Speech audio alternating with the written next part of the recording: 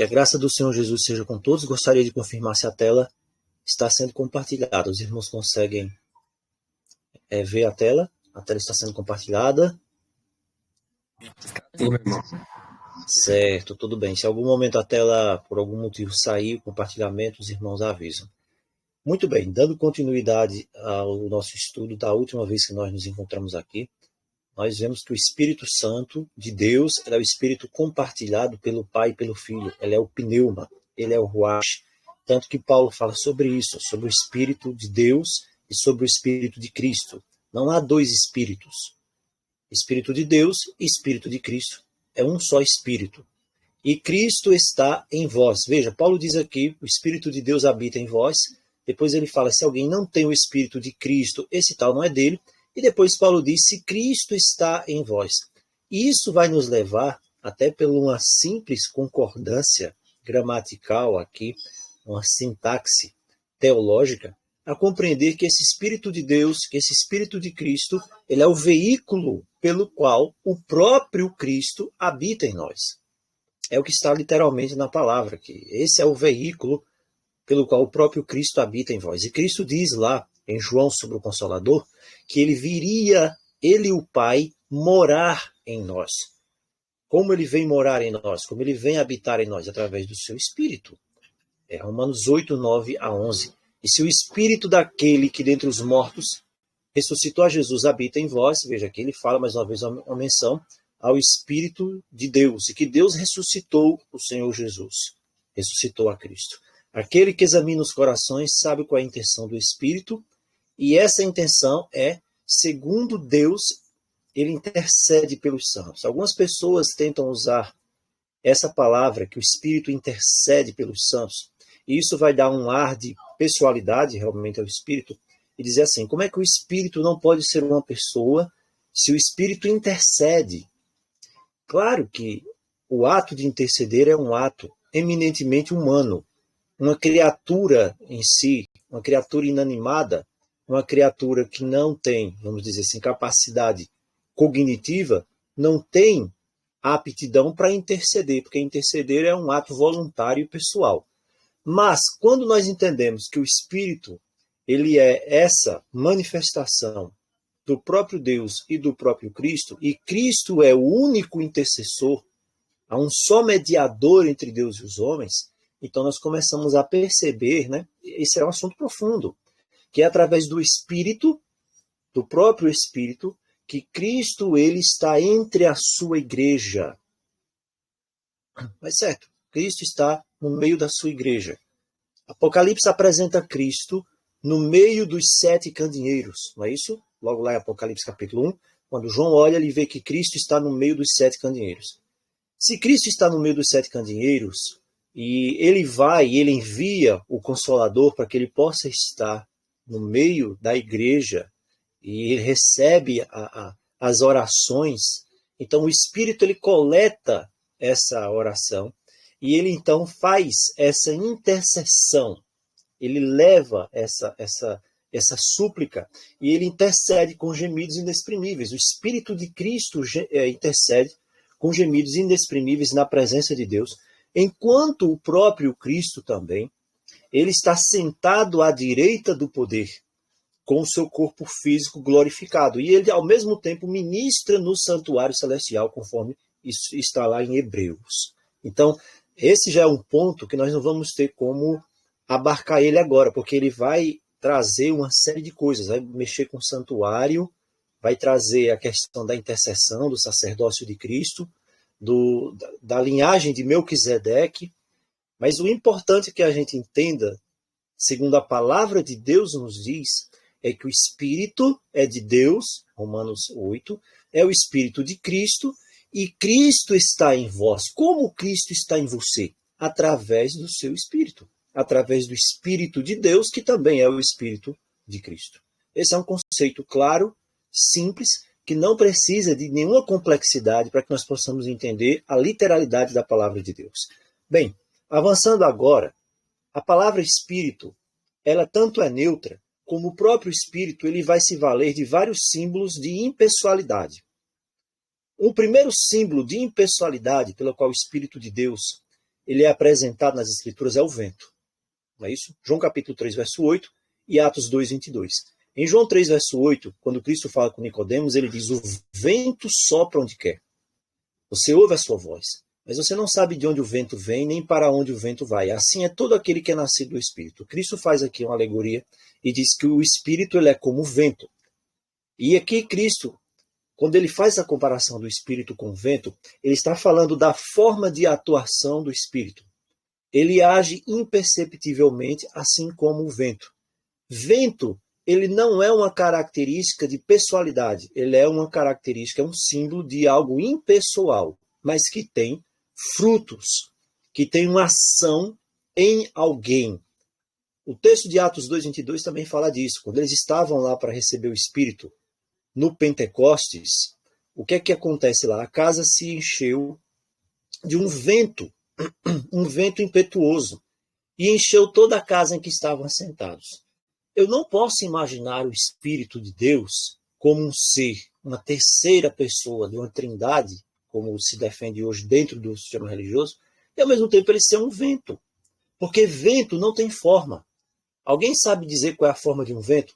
O vento tem cabeça, um vento tem braços, o vento tem, na sua forma, qualquer que seja ela. O vento ele tem olhos? Não tem. É uma forma aqui impessoal. Lembrando que o Espírito de Deus, ele não é apenas o poder de Deus, ele não é apenas representado por símbolos impessoais, mas ele também significa a presença do próprio Deus e do próprio Cristo. É por isso que não podemos esquecer do texto de Romanos. Cristo está em vós. O Espírito de Deus é o mecanismo, o veículo pelo qual Cristo vem habitar dentro do seu coração. Então, tirando isso, entendendo isso, nós podemos ver também que o Espírito ele se apresenta por símbolos impessoais. Primeiro deles, o vento. Segundo dos símbolos impessoais do Espírito, apresentado nas Escrituras, é o fogo.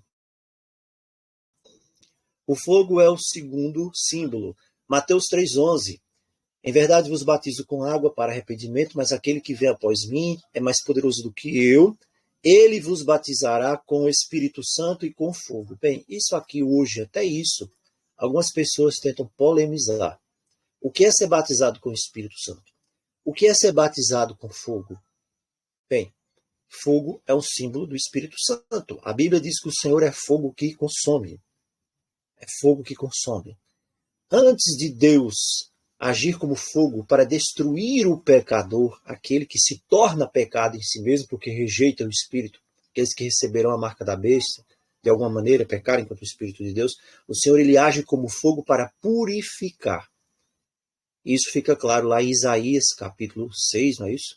Quando Isaías ele está diante do altar e ali está um anjo. E o anjo traz uma brasa do altar. Com aquela brasa do altar, ele toca na boca do profeta e diz: você agora está purificado.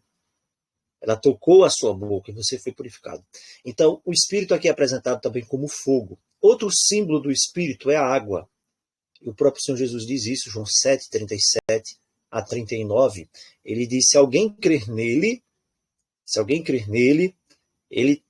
tem sede, venha e beba. E quem crer nele, rios d'água viva correrão do seu ventre. Isso aqui não pode ser, claramente, tido como literal. Mas ele fala de uma fonte que jorra, porque a maior fonte de vida é uma fonte de água. Tanto que as pessoas procuram num terreno rural saber tem água ou não tem água. Porque a água é símbolo de vida. É por isso que Cristo aqui relaciona a água com o Espírito. E João deixa isso claro aqui. Ele falou isso do Espírito que haviam de receber os que nele crescem. E agora aqui tem um texto que, às vezes, ele não é compreendido, que é o que vem na sequência aqui. Ele disse isso a respeito do Espírito que haviam de receber os que nele crescem. Agora veja o que diz aqui. Quem sabe nós não temos ainda nos apercebido sobre esse texto aqui. Diz assim, aqui na sequência. Por quê? Porque o Espírito Santo ainda não fora dado, porque ainda Jesus não tinha sido glorificado. O que significa isso aqui? Como que o Espírito Santo ainda não tinha sido dado? Porque Jesus ainda não tinha sido glorificado. Se o Espírito se apossou de sanção, Se Davi disse, o Espírito do Senhor está sobre mim, o Espírito do Senhor fala por mim, e a sua palavra está na minha boca. Não é? Como que o Espírito ainda não havia sido dado? Se quando Cristo está no ventre de Maria, Maria se encontra com Isabel, e quando ela ouve a voz de Maria, Isabel diz que o menino mexe. E aí ela fica cheia do Espírito Santo. Como que o Espírito não havia sido dado ainda? Então, qual o sentido disso aqui? Não havia Espírito Santo, mas é claro que havia. Como que o Espírito não havia sido dado? Se quando Moisés está ali com os israelitas no deserto, o Espírito do Senhor vem ali sobre as pessoas que estão para sair lá ao tabernáculo, e eles começam a profetizar. E até Josué, né, diz assim, Moisés, proíbe, eles estão com o Espírito. E Moisés diz, não, quem dera que o Senhor desse o Espírito, quem dera que o Senhor concedesse o Espírito a todo o seu povo. Então, qual é o sentido aqui que o Espírito ainda não fora dado? Veja, essa situação aqui, lá do deserto, de que o Espírito veio, caiu sobre o povo ali, ou então que Deus diz assim, olha, eu chamei pelo nome Bezalel e Aholiabe para fazer a obra do tabernáculo. E eu dotei eles com o Espírito, para que eles tivessem sabedoria para fazer todas as obras que eram necessárias. E eles são artesãos, altamente capacitados, porque eu concedi o meu Espírito. Bem, isso aqui é interessante entender que eram dotações do Espírito específicas para determinadas circunstâncias. Agora, o que João está querendo dizer quando ele diz que até aquele momento, Cristo está prometendo o Espírito aqui de forma ilimitada e indiscriminada para quem nele crê. Eu acredito que a gente nunca falou nisso aqui, nesse texto, esse tempo todo. Cristo está prometendo o Espírito de forma ilimitada, indiscriminada para qualquer pessoa. Basta que nele creia. Creia, quem nele crê. Agora, irmãos, também existe algo interessante aqui. O crer que leva alguém a receber o Espírito de Deus não é apenas um crer formal. Porque tem muita gente que acredita, né, que aquelas palavras lá que estão ditas por Paulo, que está lá nos profetas, crê no Senhor Jesus e serás salvo, tu e tua casa. E isso vai eximir a pessoa de obedecer. Ou então, todo aquele que invocar o nome do Senhor será salvo. A pessoa é como se fosse uma fórmula mágica. A pessoa nunca quis saber de Deus a vida inteira, nunca fez nada para Deus, nunca se arrependeu. Quando chega na hora, por exemplo, está vindo um desastre ali, a pessoa invoca o nome do Senhor, será salvo. Só invocar, falar, meu Deus, Senhor... Bem, será que é assim? Não, não é assim. Então, qual é o sentido de que o Espírito não havia sido dado? Naquela época, até a primeira vinda do Senhor Jesus, o que é que fica claro? A dotação do Espírito, ela era programada, vamos dizer assim, para 3 classes de pessoas, por padrão. Por padrão. Quem eram essas 3 classes de pessoas? Sacerdotes, reis e profetas. Sacerdotes, reis e profetas. Então, a dotação do Espírito, ela não estava ilimitadamente disponível, abarcando todos. Poderia acontecer esses eventos, por isso que nós falamos desses eventos aqui, do Espírito caindo sobre o pessoal lá no arraial. E aí Moisés proíbe, não, quem dera o Senhor desse o Espírito a todo o seu povo. Quando o Cristo vem e ele diz, olha, agora não, o Espírito vai ser derramado sobre toda a carne. É o texto de Joel 2 também. Derramarei do meu Espírito sobre toda a carne, sobre todas as pessoas. E aí pode acontecer mesmo de uma pessoa que não, sei lá, nunca, quem sabe, teve uma vida com Deus, uma experiência tal, o Espírito vem sobre a pessoa e a pessoa tem uma revelação ali, porque isso aí Deus é soberano, se trata da soberania de Deus. Então, por isso que João diz aqui, isto ele disse do Espírito que haviam de receber os que nele crescem. Agora não há mais uma delineação aqui de classe, você é rei, sacerdote, você é um profeta para receber o Espírito de Deus, como era ali até a primeira vinda de Cristo, a morte de Cristo na cruz. Agora é para todos aqueles que nele crescem, porque o Espírito Santo ainda não fora dado dessa forma, é isso que João está querendo dizer aqui. O Espírito Santo ainda não havia sido dado dessa maneira para todos aqueles que nele crescem. Por quê? Porque ainda Jesus ainda não tinha sido glorificado. Amém? Então esse é o sentido do texto aqui. E o símbolo do Espírito é água. O outro símbolo do Espírito agora, avançando, é óleo. Salmo 45, 7 e Isaías 61, 1. No Salmos 45, 7, nós vemos aqui Davi falando, tu amas a justiça, aborreces a impiedade. Por isso Deus O teu Deus te ungiu com óleo de alegria mais do que os teus companheiros. Esse aqui também é um salmo messiânico. Aqui diz que Deus te ungiu com óleo de alegria mais do que a teus companheiros. Deus, o teu Deus. Então o Espírito aqui, ele é representado simbolicamente como sendo óleo. Também em Zacarias, você vai ver o Espírito lá sendo apresentado como azeite. Então nós vamos ter aqui uma série de representações do Espírito. E nessas representações do Espírito simbólicas aqui, eu não tenho como simplesmente aqui querer encaixar algum tipo aqui de pessoalidade em símbolo. Não há pessoalidade em símbolo. Símbolos são símbolos. Agora, os símbolos podem denotar a pessoalidade ou podem não denotar a pessoalidade. Em nenhum desses símbolos aqui nós temos pessoalidade. O outro texto é Isaías 61, verso 1, onde ele diz, o Espírito está aqui, do Senhor está sobre mim, ele me ungiu para pregar boas novas.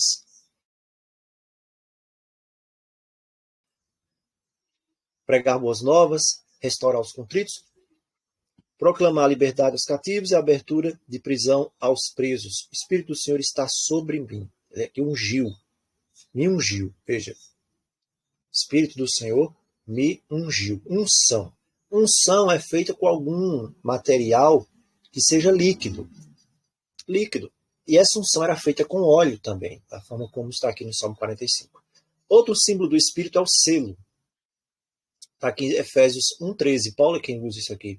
Você, depois que você ouviu a palavra da verdade, Paulo diz, o evangelho da salvação, da sua salvação, e você creu, bem, isso aqui explica o crer no Senhor Jesus e serás salvo tu e tua casa.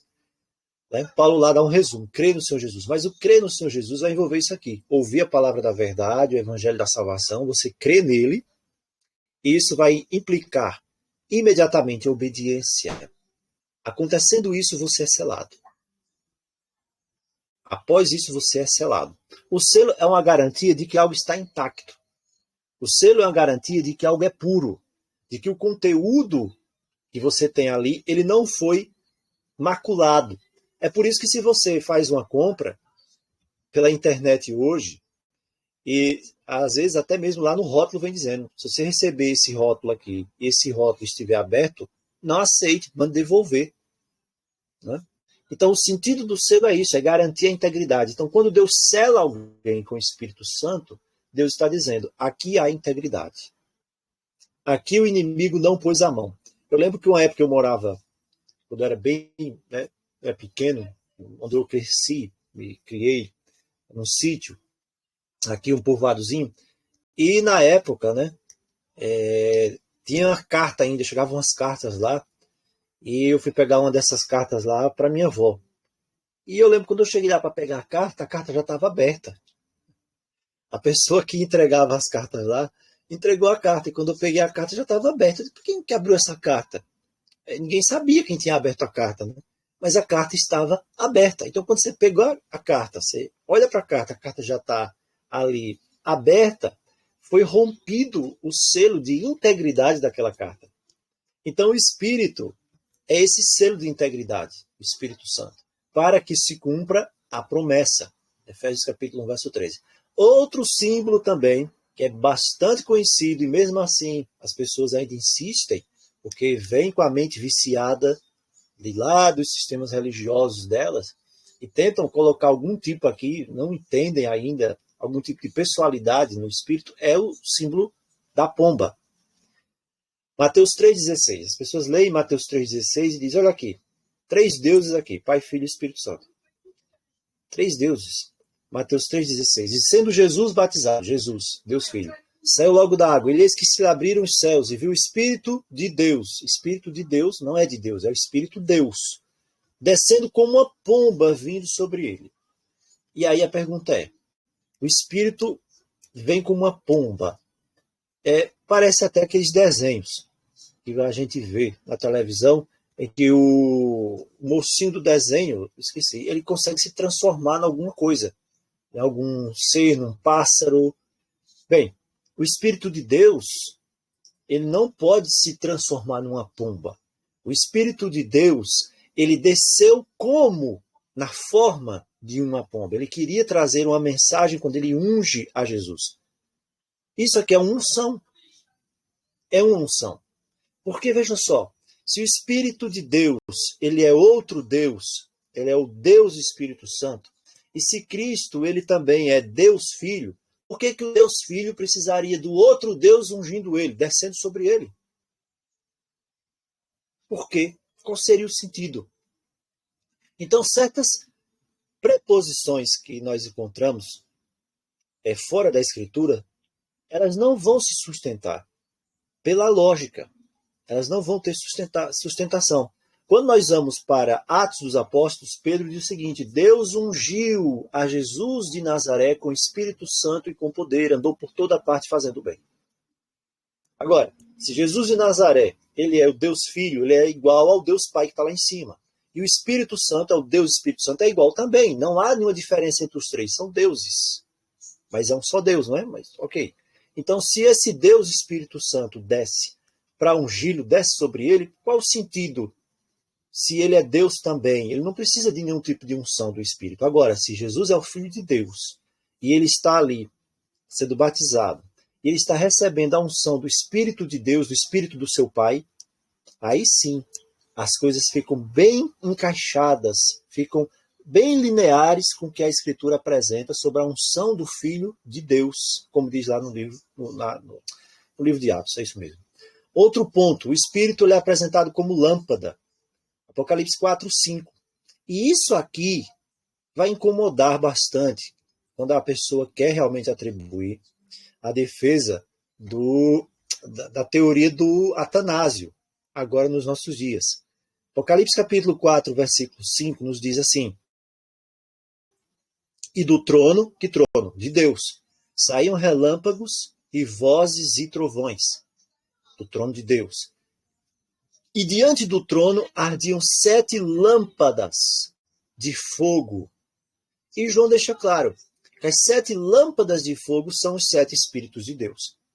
Então, quem está aqui apresentando a simbologia de que 7 lâmpadas de fogo que se encontram diante do trono de Deus são 7 Espíritos de Deus, isso é revelação divina que foi dada ao próprio João. Agora, se esses 7 Espíritos de Deus não são também simbólicos para denotar a completude, a perfeição da onipotência, onisciência, onipresença de Deus, que é isso que está sendo apresentado aqui, então nós teríamos também de chegar à conclusão de que esses 7 Espíritos de Deus aqui também fazem parte da divindade e são também Deus. E não seria apenas um Espírito de Deus, seriam 7 Espíritos de Deus que seriam 7 deuses. Porque qual é a diferença desses 7 Espíritos de Deus para esse Espírito de Deus que desceu como pomba? Eu gostaria, né, que alguém apresentasse essa diferença. Qual a diferença desse Espírito aqui que desceu sobre o Senhor Jesus no batismo? É como pomba. Ele aqui é Deus. Veja só, essa é a linha de pensamento dos defensores da doutrina da Trindade. É que esse Espírito de Deus aqui, de Mateus 3,16, esse Espírito aqui, ele é Deus, Espírito de Deus. É o Deus Espírito Santo. Pronto, é o Deus Espírito Santo. Ok, tudo bem? Vamos aceitar, então, essa linha inicial de raciocínio. Se esse Espírito aqui de Deus, que desce como pomba, né, ele pode ser uma pomba também, ele pode ser uma tocha de fogo. Ok, vamos aceitar. Então, se ele aqui é o Espírito de Deus, ele desce como pomba, ele é o Deus Espírito Santo, é um Deus também. Então, qual é a diferença dele para esses 7 Espíritos de Deus, que está lá em Apocalipse 4:5? Esses 7 Espíritos de Deus também tem de ser Deus, Espírito Santo. E 7 agora. Ok. Então, vamos supor que ele não é. Ou será que ele faz parte desses 7 e ele veio e ficaram os outros 6? Vamos teorizar. Ele veio de lá, do trono de Deus, esse Espírito aqui, né? E ficaram 6 lá. Os 6 que ficaram lá têm de ser Deus, tanto quanto esse que desceu como pomba. Complica, né? Fica complicado seguir essa linha. Fica complicado defender esse tipo de coisa. Porque se esse Espírito de Deus é Deus, e são 7, então ele deve fazer parte desses 7 aqui, ou ele é um 8º? Ai, irmãos, complica. Desse jeito complica. Quando nós queremos ir contra a literalidade, se alguém quer ir contra a literalidade da palavra de Deus, realmente complica. Por que não é tão mais fácil deixar a palavra de Deus falar aos nossos corações da forma como está escrito. Por quê? Fôlego. Gênesis 7:22. Por ocasião do dilúvio, tudo que tinha fôlego de espírito de vida em seus narizes, tudo que havia no seco morreu. Então, mais uma vez, a palavra espírito, aqui é o ruach, aqui é apresentado como fôlego, respiração. Outras características impessoais agora. O espírito pode ser derramado.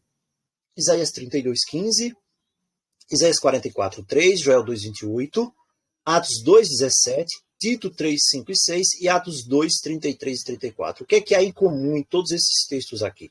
Em todos esses textos, fala que o Espírito é derramado. Aqui, por exemplo, primeiro texto, Isaías 32:15, até que se derrame sobre nós o Espírito lá do alto. Se derrame. Eu gostaria de perguntar aqui aos irmãos que estão conosco, acompanhando esse culto, essa transmissão. Bem, você pode ser derramado em alguém? Alguém pode ser derramado em outro alguém? Alguém que seja humano, pessoal, ou mesmo que não seja humano, mas que tenha personalidade. Alguém pode ser derramado sobre outro alguém? Claro que não. Mas aqui Isaías 32:15 diz que o Espírito é derramado. Também Isaías 44, ele usa a figura da água. Derramarei água. Derramarei o meu Espírito. Mais uma vez, o Espírito é derramado. Joel 2:28, derramarei o meu Espírito. Bem, um ser humano ou um ser espiritual também não pode ser derramado. Atos 2:17, ele vai fazer uma referência a Joel 2:28, vai repetir mais uma vez, derramarei meu Espírito. Tito 3:5 e 6. Em Tito 3:5 e 6, fala da lavagem, da regeneração e da renovação do Espírito Santo. Se lava alguma coisa com água, se lava alguma coisa com uma substância líquida que se derrama, lavagem do Espírito Santo, que ele derramou, aqui fica bem claro, sobre nós. Mais uma vez, Paulo vai se utilizar do mesmo conceito. E Atos 2:33 diz mais uma vez que ele derramou isto. Chamar a atenção para aqui, isto. Quando Pedro está falando lá no Pentecoste, do Espírito que foi derramado, Pedro poderia dizer assim, se você procurar qualquer versão aí, na sua Bíblia, você vai encontrar Pedro dizendo que derramou isto. Pedro poderia ter dito, derramou este. Pedro diz, derramou isto, que agora vedes e ouvis. Pedro, na verdade, aqui está se referindo mais ainda à circunstância que aconteceu com o derramamento do Espírito. Né? O Espírito pode ser assoprado. João 20:22.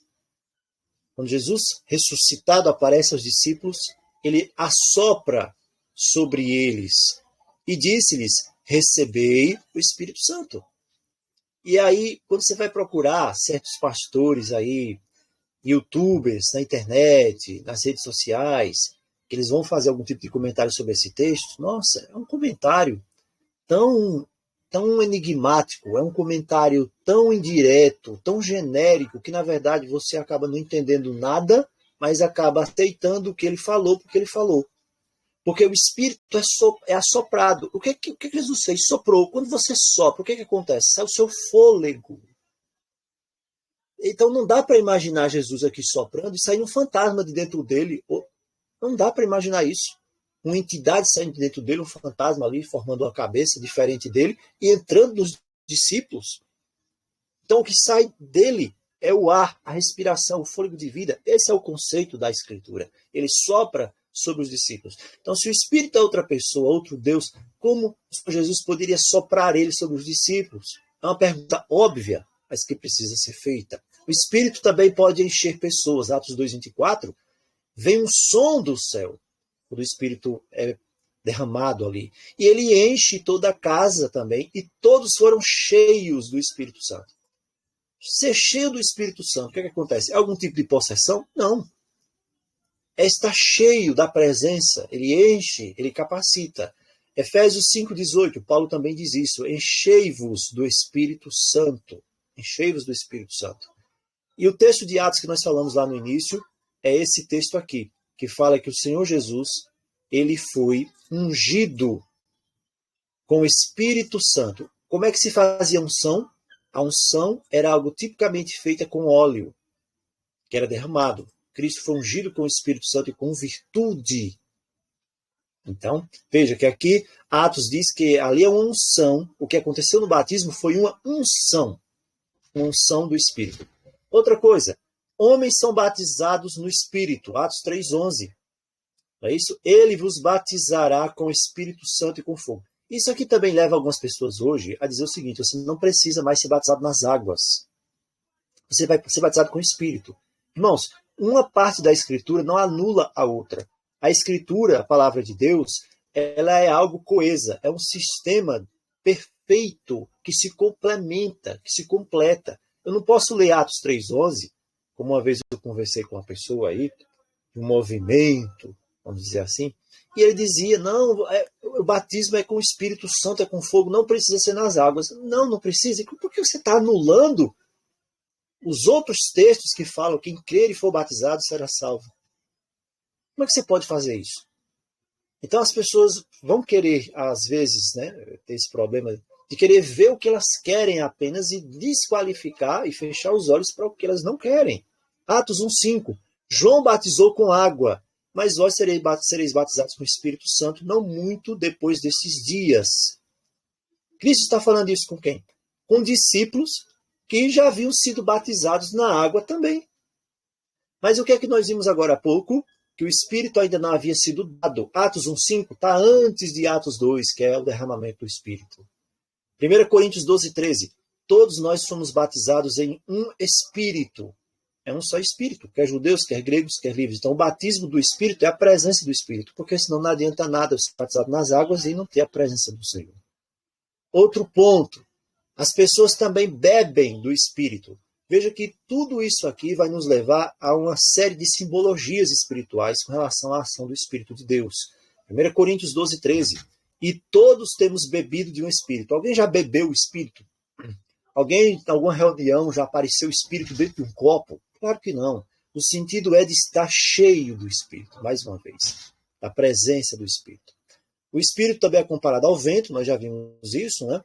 Então, aqui vai apresentar essa impessoalidade do Espírito em si. Mas o Espírito ele é de um Deus pessoal, Espírito de Deus e de Cristo. Porque o Espírito ele é derramado, ele é aspergido, ele é soprado. Outro ponto agora. O Espírito também é chamado de o dedo de Deus. O que significa o dedo de Deus? Quando nós vamos para Êxodo 8:19 e Êxodo 31:18, nós vamos encontrar aqui as referências ao que é o dedo de Deus. Quando Moisés está lá no Egito e as pragas começam a suceder, o que aconteceu? Os magos chegaram até o faraó e disseram, isto é o dedo de Deus. Quando eles falam o dedo de Deus, eles estão se referindo ao poder de Deus. Deus está tocando. Deus está tocando essas pragas. É o dedo de Deus que está tocando aqui, por isso está acontecendo isso. Mas o coração de Faraó se endureceu e ele não ouvia.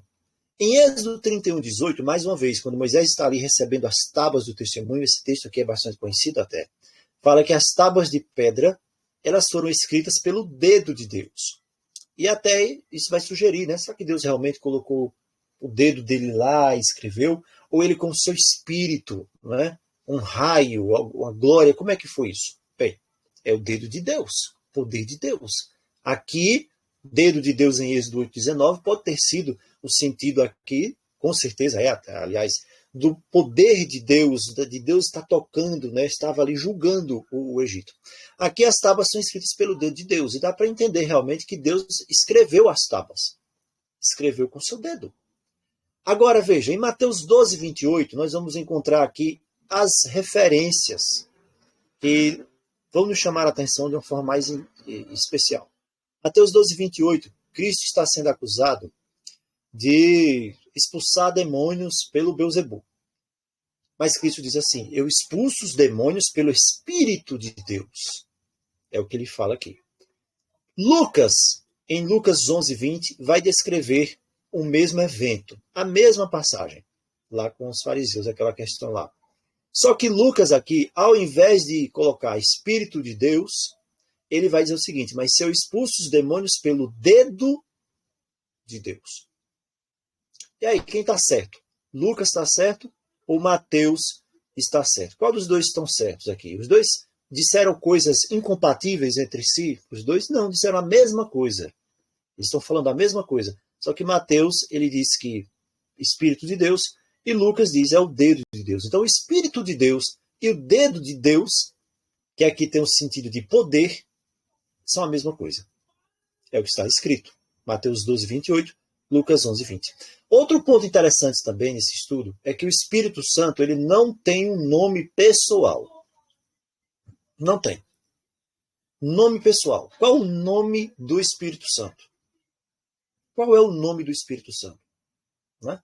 Bem, o Espírito, ele demonstra-se impessoal. Quando nós falamos impessoal, é porque ele não é o Deus Espírito. Ele é o Espírito de Deus e de Cristo. Relembrando mais uma vez. Ele não pode ter um nome pessoal. Qual é o nome do Espírito? Não há na Bíblia. Deus, ele é um ser pessoal. O nome de Deus está aqui, ó. Esse é o mais aproximado. Yahuwah ou Yahweh. São as duas pronúncias mais aproximadas. E é uma pessoa. O nome do seu filho é Jesus, Senhor Jesus, Yahushua. Okay. Então, pessoas. Agora, qual é o nome do Espírito? O Espírito, ele não tem um nome. Não tem nome. Você não vai encontrar na Bíblia inteira um nome do Espírito Santo. Por quê? Porque o Espírito Santo não é outra pessoa, uma personalidade independente do Pai e do Filho. Outro ponto, você também não vai encontrar uma só oração, nenhuma prece em toda a Bíblia, dirigida ao Espírito Santo. Paulo dizendo, vamos orar ao Espírito Santo. Não, você não vai encontrar. Não há uma oração sequer. Não há um louvor sequer dirigido ao Espírito Santo. Não há. Em nenhum lugar. Não há. Um louvor específico, uma oração, o Espírito Santo, não há. Não há. Né? O Espírito Santo também, a gente vai para o Apocalipse, não é mencionado lá no Apocalipse, naqueles hinos lá do Apocalipse. Tem uns hinos de louvor no Apocalipse. Aqui, a gente tem dois aqui, citação de dois. Você tem Apocalipse 5,13 e Apocalipse 7,10. Os únicos mencionados nos hinos de adoração do Apocalipse são Deus, o Pai, nosso Senhor Jesus Cristo, e o Senhor Jesus Cristo, que é o Cordeiro. Você vai ver o tempo todo no Apocalipse, a Deus e ao Cordeiro. Aquele que se assenta no trono e ao Cordeiro. Você vai ver o tempo inteiro isso, Apocalipse 5,13. Ao que está assentado sobre o trono, nós já sabemos quem é. É Deus, o Pai. E ao Cordeiro, é o Filho de Deus. Sejam dadas aquele que está assentado sobre o trono, aqui, e ao Cordeiro sejam dadas ações de graças, honra, glória, poder para todos sempre. Primeiro hino de louvor e adoração, Apocalipse 5,13. Segundo, Apocalipse 7,10. Salvação ao nosso Deus que está sentado no trono e ao Cordeiro. Então, onde está o Espírito Santo aqui? Onde está? Eu não acredito que nesse hino de adoração nos céus, se há realmente um Deus triteísta, uma trindade, onde o Espírito Santo seja um Deus Espírito Santo, por que não se faz essa adoração ao Espírito Santo aqui no Apocalipse? O Espírito Santo também, ele não é incluído nas saudações apostólicas. Irmãos, todo o objetivo do nosso estudo aqui, de maneira alguma, de forma alguma, esse estudo aqui, ele está trazendo algum tipo de blasfêmia, algum tipo de desmerecimento ao Espírito Santo, porque o Espírito Santo é o Espírito de Deus e de Cristo. O que a Bíblia está mostrando aqui, que precisa ficar claro, é que o Espírito de Deus não é outro Deus. É só isso. E a palavra de Deus é suficiente para isso. Eu não preciso falar nada de mim, nenhum há de mim, ninguém precisa. Basta deixar a palavra falar. Por exemplo, Paulo escreveu quantas cartas? É só você olhar aí quantas cartas Paulo escreveu. Quantas cartas o apóstolo Paulo escreveu? Escreveu algumas, não é? Muito bem. Em nenhuma dessas cartas, Paulo, em todas as cartas, ele dava uma saudação lá. Todas as cartas. Olha só, Romanos. A todos que estão em Roma, ele sempre começa com graça e paz. Paulo, graça e paz de quem? De Deus nosso Pai e do Senhor Jesus Cristo. Paulo só fala isso. 1 Coríntios 1,3. Deus nosso Pai e do Senhor Jesus Cristo. Ele dá graça e paz aqui também. Dá para ver, para todo mundo. 2 Coríntios 1,2. Deus nosso Pai e do Senhor Jesus Cristo. Tá bom.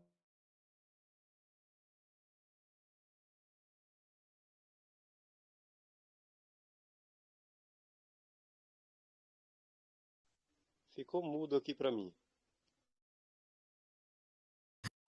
Aqui também.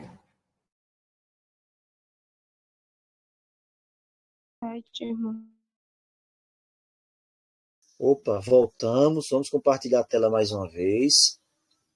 Compartilhando. Compartilhando tela. E agora, tudo bem? Ok. Ou normal. Então é isso aí.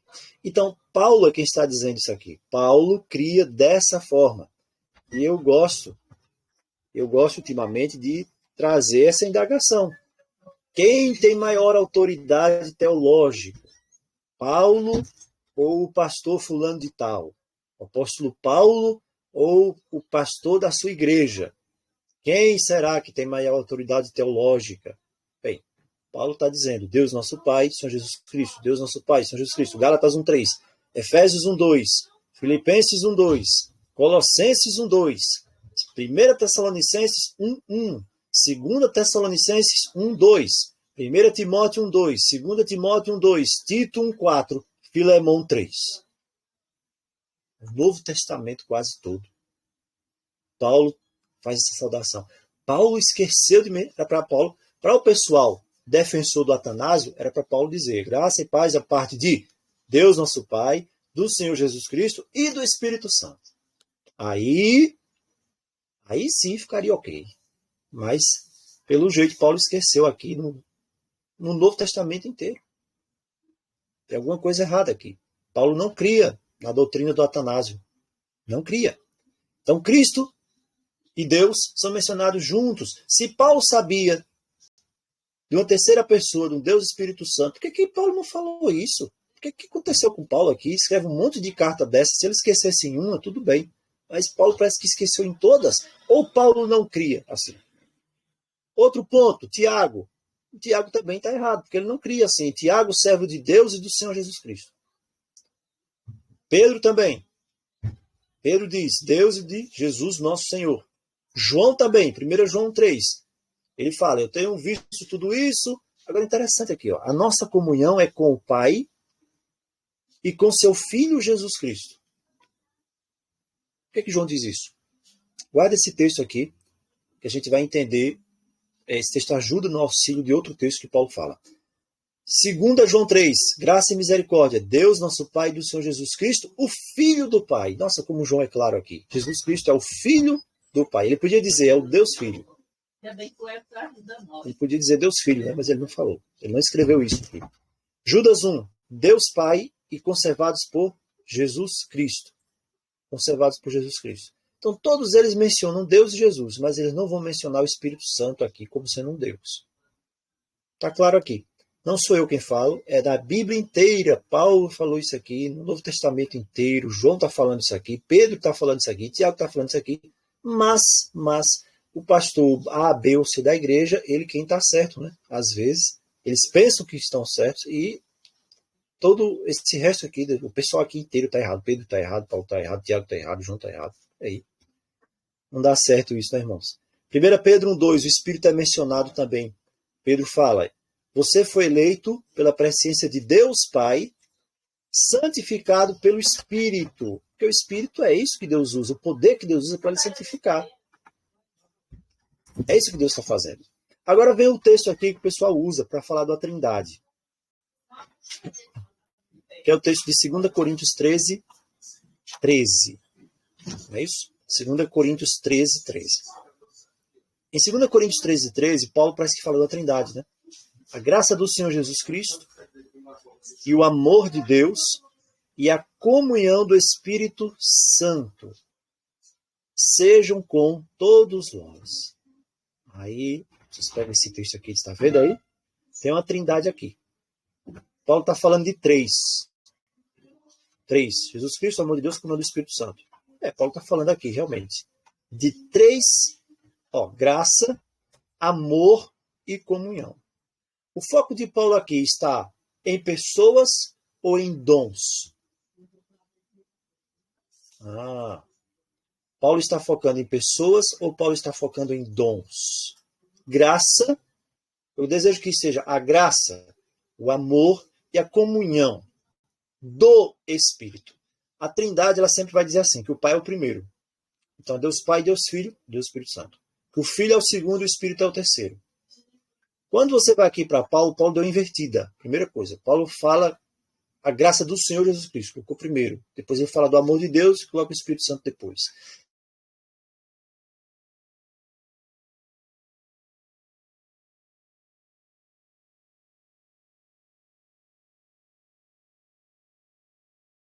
São? Oi, irmãos, consegue ouvir? Ou caiu aqui também?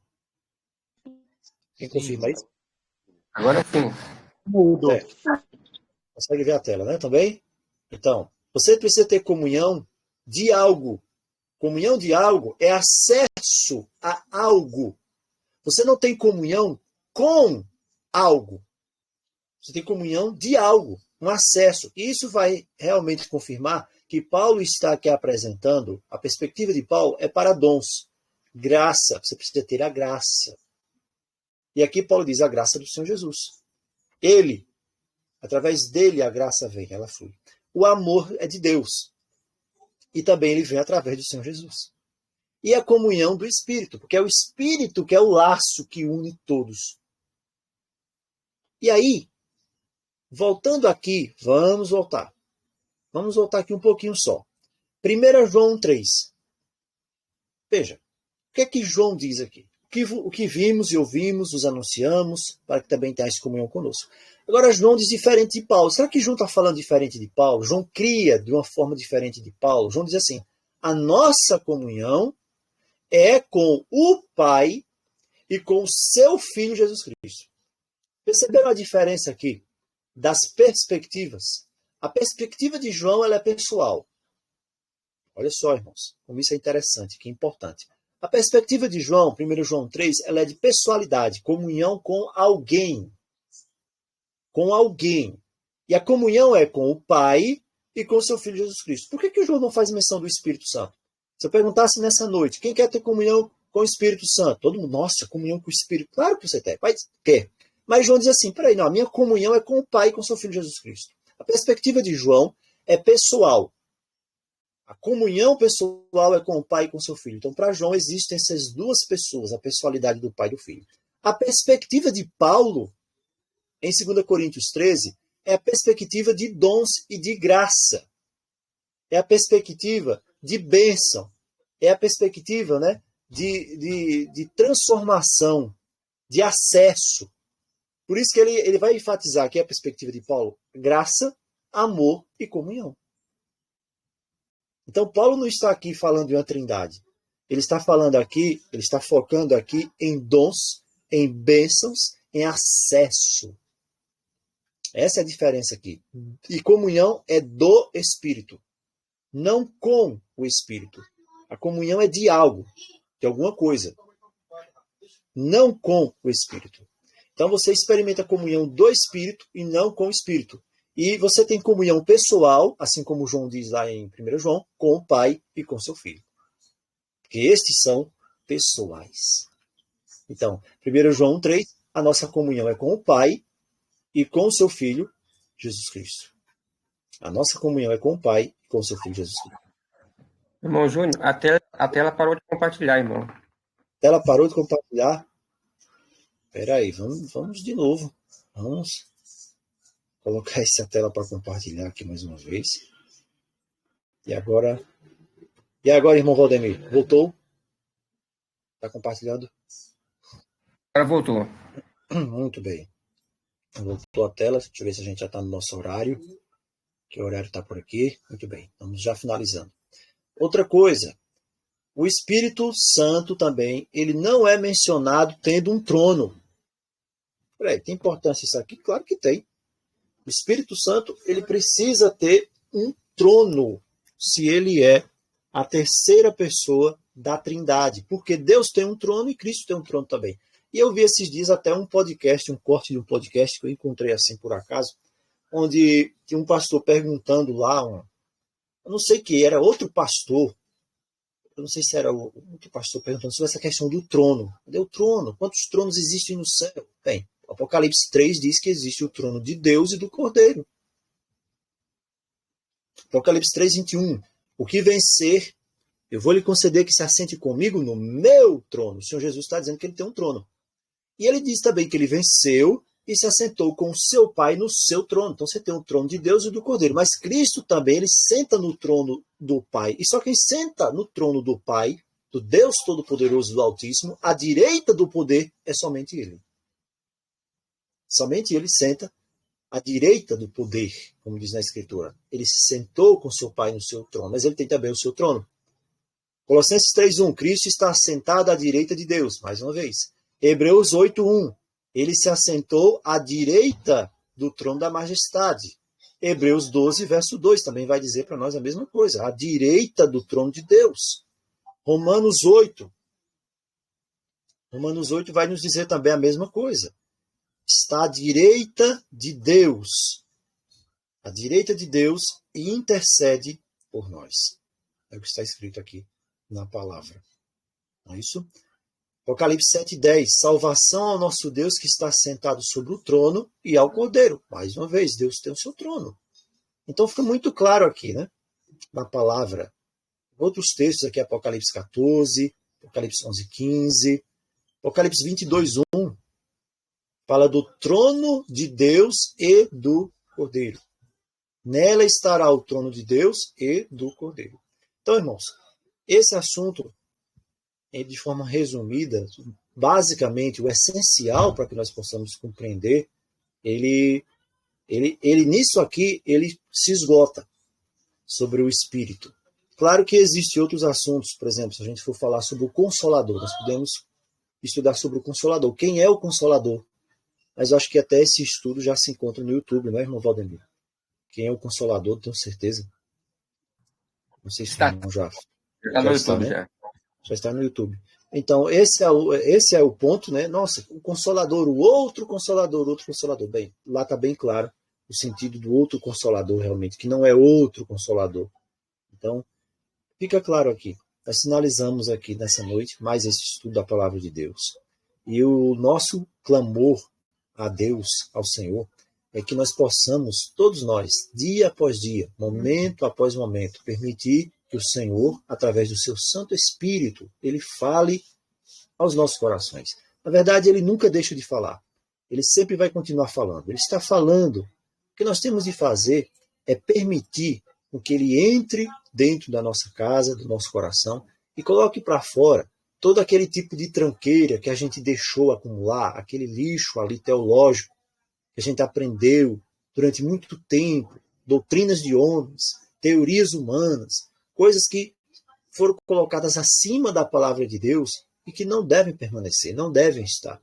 O que você precisa fazer, o que eu preciso fazer dia após dia, é se encher do Espírito, se encher da palavra de Deus e dizer, Senhor, eu estou disposto a crer, eu estou disposto a fazer, a obedecer ao assim diz o Senhor.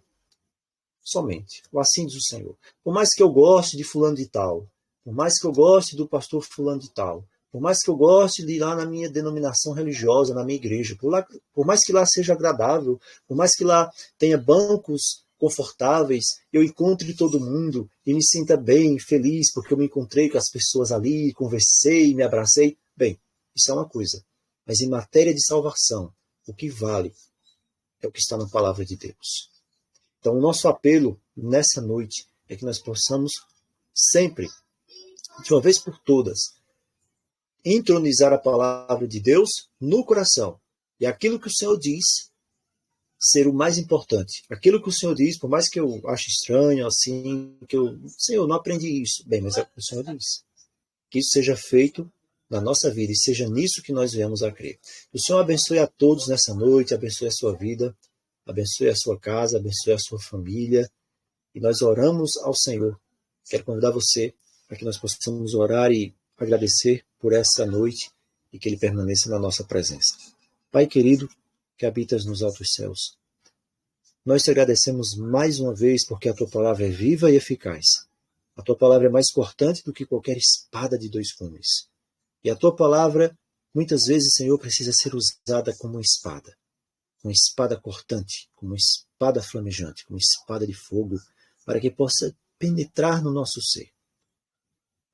E penetrando no nosso ser, possa nos libertar de todas as correntes que possam vir nos acorrentando durante tanto tempo.